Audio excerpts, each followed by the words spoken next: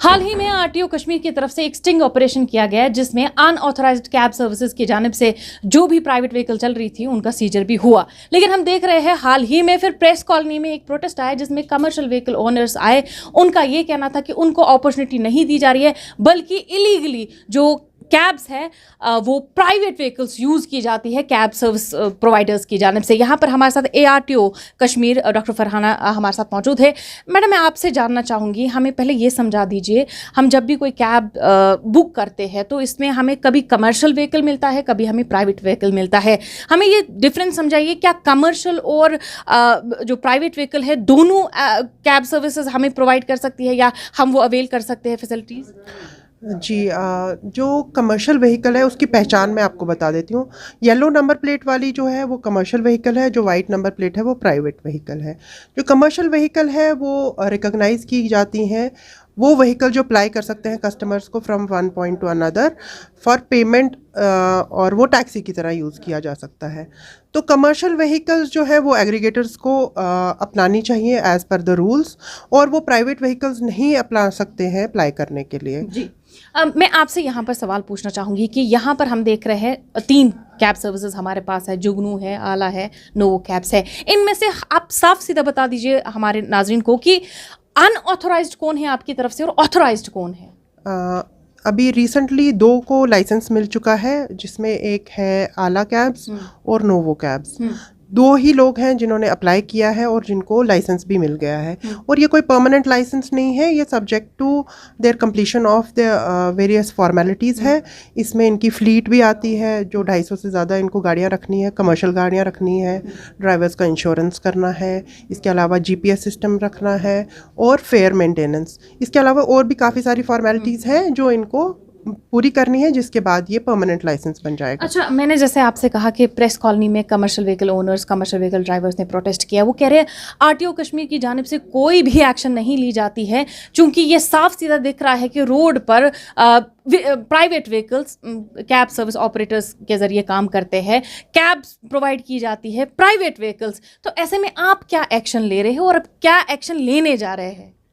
देखिए, एक्शन सबसे strong action हमारा था वो स्टिंग ऑपरेशन, जिसमें हमने काफ़ी सारी कैब्स को ऑनलाइन बुक किया और पाई गई वो प्राइवेट व्हीकल्स, अनऑथराइज्ड व्हीकल्स, उनको हमने सीज़ कर लिया और उनको फिर ब्लैकलिस्ट भी कर लिया। और उनकी फिर काफ़ी ज़्यादा छानबीन होने के बाद उनको हमने फिर रिलीज़ भी कर दिया, क्योंकि बेसिकली ये जो प्राइवेट व्हीकल ओनर्स हैं इनको भी नहीं पता है कि सिर्फ कमर्शियल व्हीकल्स जो है वो एग्रीगेटर के साथ चल सकती हैं। इसके अलावा काफ़ी सारे मल्टीपल इंटरव्यूज़ में हमने लोगों तक अपनी बात पहुंचाई है कि जो कमर्शियल व्हीकल्स हैं सिर्फ उन्हीं को आप अपनाएं जो आपको एग्रीगेटर सर्विसेज के थ्रू आपके डोर स्टेप पे मिलती हैं। काइंडली आप मेक श्योर करें कि वो कमर्शियल व्हीकल में ही आप बैठ रहे हैं जिसमें आपका रजिस्टर्ड नंबर होगा, जिसमें लाइसेंस होल्डर होगा, वो कंपनी लाइसेंस होल्डर होनी चाहिए। आपका ड्राइवर जो है वो उस कंपनी के साथ एसोसिएटेड होना चाहिए, रिकॉग्नाइज्ड बाय द आरटीओ। अच्छा, मैं आपसे यह सवाल पूछना चाहूँगी, अगर कोई व्हीकल ऐसी है जो लाइसेंस होल्डर ऑपरेटर नहीं है, वो यहाँ पर कैब सर्विसेज प्रोवाइड करता है और कैब भी प्राइवेट व्हीकल है, ऐसे में सिक्योरिटी के पर्पज से अगर देखा जाए, अगर सिक्योरिटी की जानिब देखा जाए तो आप क्या कुछ कहना चाहेंगे? सिक्योरिटी कंसर्न कितना है इसमें?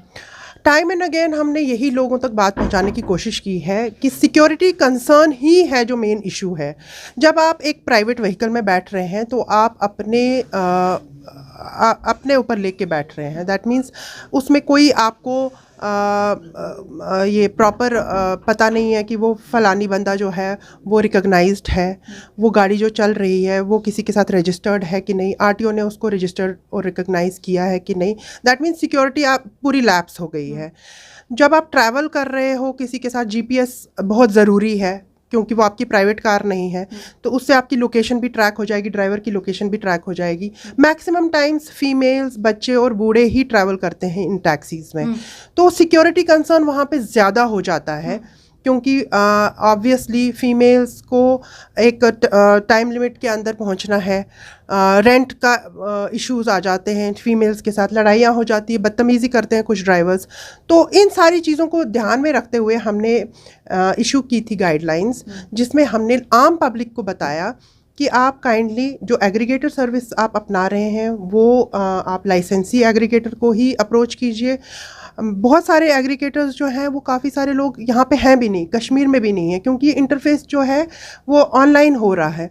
जो ड्राइवर है वो कांटेक्ट कर रहा है एग्रीगेटर को, कहीं चंडीगढ़ में बैठा है, कहीं पंजाब में बैठा है, कहीं दिल्ली में बैठा है, तो वहाँ से ऑपरेटर्स जो है जी, ये ऑपरेटर कहीं यहाँ पे है नहीं, इनका ऑफिस भी नहीं है यहाँ पे लोकेटेड।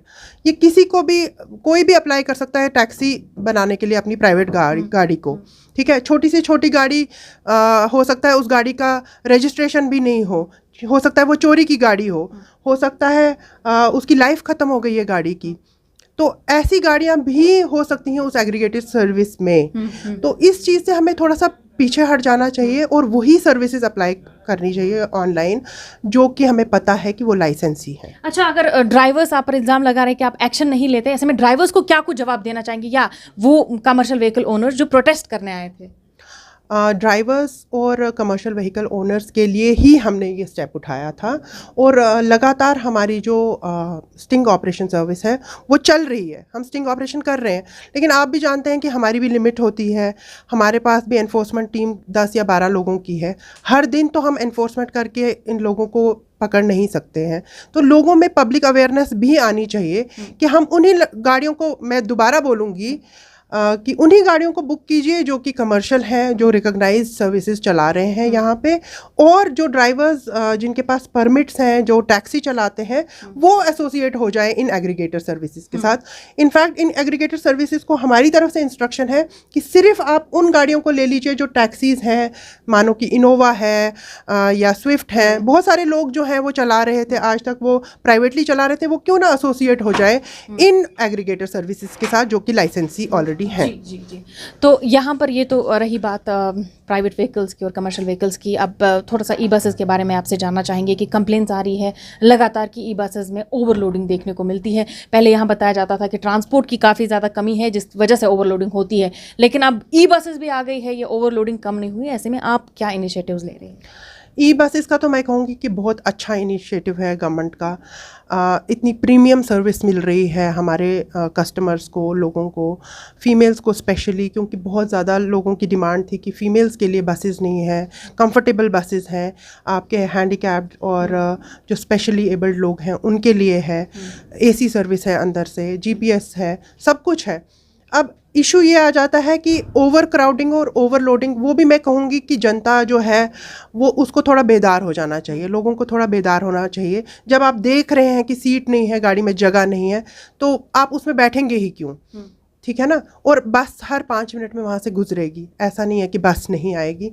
तो थोड़ा वेट करना सीखना है हमें, थोड़ा अपने अंदर भी थोड़ा सा चेंज लाना है। इसके अलावा हम वर्कआउट कर रहे हैं प्लान्स जिसमें हम मिनी बसेस, सूमोस और भी गाड़ियाँ जो हमारी यहाँ पे अप्लाई करती हैं सिटी में, उनका हम थोड़ा रूट में तब्दीली करेंगे, जिससे ऐसा होगा कि जो हंगरी रूट्स हैं वहाँ पे बसेस पहुँच जाएं, और जो ज़्यादा जैमिंग वाली जगहें हैं जहाँ पॉपुलेशन ज़्यादा है वहाँ पे हम बसेस को प्रोवाइड कर सकें। डॉक्टर फरहाना जी, आखिरी सवाल मैं आपसे पूछना चाहूँगी। ई रिक्शा को लेकर एक बहुत बड़ा सवाल पैदा होता है कि लोगों की कंप्लेंट्स ये आ रही है कि माइनर्स ई रिक्शा चलाते हैं। ऐसे में क्या माइनर्स का ई रिक्शा चलाना सही है, और अगर सही नहीं है तो उसके खिलाफ आप क्या कुछ एक्शन लेते हैं? दूसरा सवाल इसी के साथ मैं आपसे पूछना चाहूँगी, अगर कहीं भी कोई कंप्लेन होती है या कोई अब्यूजिव लैंग्वेज या हैरेसमेंट करता है कोई ड्राइवर, कोई कंडक्टर, चाहे ऑटो रिक्शा की बात करें, ई रिक्शा की बात करें या बसेस की हम बात करें, पब्लिक ट्रांसपोर्ट में कहीं भी अगर किसी के साथ भी हैरेसमेंट होता है, ऐसे में उसे किस तरीके से कंप्लेन फाइल करनी चाहिए? पहले तो कंप्लेंट की बात करते हैं। जो कंप्लेंट है वो RTO Kashmir 001@gmail.com पे आप ईमेल कर सकते हैं, या हमारा ट्विटर हैंडल भी है RTO Kashmir के नाम से। इसके अलावा ई रिक्शा की आप बात कर रहे हैं, जो कि आप कहते हैं कि कई जगह माइनर्स को देखा गया। इसके ऊपर एक अभी कोर्ट में हमारा ये केस चल रहा है, जिसके ऊपर अब जो लाइसेंस फ्री इसको कहते थे कि लाइसेंस के बगैर ई रिक्शा चला सकते हैं, तो उस चीज़ पे अभी ये अंडर दिस थिंग है, अंडर ट्रायल है, सब जुडिस है, इसलिए मैं इसके बारे में कुछ कहना नहीं चाहूँगी। अदरवाइज़ 1400 ई रिक्शाज जो हैं वो सिटी में हैं, इस वक्त चल रहे हैं, लोग उसका रोज़गार उससे कमा रहे हैं। इसके अलावा जो ई रिक्शाज हैं वो लाए ही इसलिए गए थे कि लास्ट स्टॉप तक वो पहुँच सकें, कनेक्टिविटी हमें लास्ट स्टॉप तक मिल जाए, गलियों में भी जाएँ, छोटे छोटे पगडंडियों में भी चलें। तो ई रिक्शा का बहुत बेनिफिट होगा अगर लोग उसको समझदारी से चलाएंगे। बहुत शुक्रिया, बहुत शुक्रिया। ये डॉक्टर फरहाना जी हमारे साथ मौजूद थी, ARTO कश्मीर। जिस तरीके से इन्होंने कहा है कि अगर बसेस की ओवरलोडिंग की बात करें वहाँ पर लोगों को बेदार होने की ज़रूरत है। इसके साथ साथ अगर हम ई रिक्शास की बात करें तो उन्होंने कहा वो सब जुडियस मैटर है, यानी अगर लोग कंप्लेन कर रहे हैं कि माइनर्स चला रहे हैं, अभी उसमें जजमेंट आना बाकी है, जजमेंट आने के बाद ही जो पॉलिसीज़ है वो इम्प्लीमेंट होंगी। उसके अलावा इन्होंने कहा है कि अगर कहीं भी हैरेसमेंट होता है, आपके साथ कोई अब्यूजिव लैंग्वेज करता है, या आप किसी को फेयर को लेके आपका डिस्कशन होता है, वही फिर एक आर्ग्यूमेंट में तब्दील हो जाता है, उसमें भी आप जो है कंप्लेन रजिस्टर कर सकते हैं। इन्होंने ईमेल आईडी भी दी है, उसके साथ साथ इनके ट्विटर हैंडल के जरिए भी आप वो कंप्लेन रजिस्टर कर सकते हैं। वहीं अगर कमर्शियल व्हीकल और प्राइवेट व्हीकल्स की बात करें, आप सब ये वीडियो देखिएगा और इसमें जानिएगा कि आपको किन कैब सर्विस प्रोवाइडर्स के थ्रू कैब्स बुक करनी है। एशियन न्यूज़ हब के लिए श्रीनगर से फजा ज़ैनब।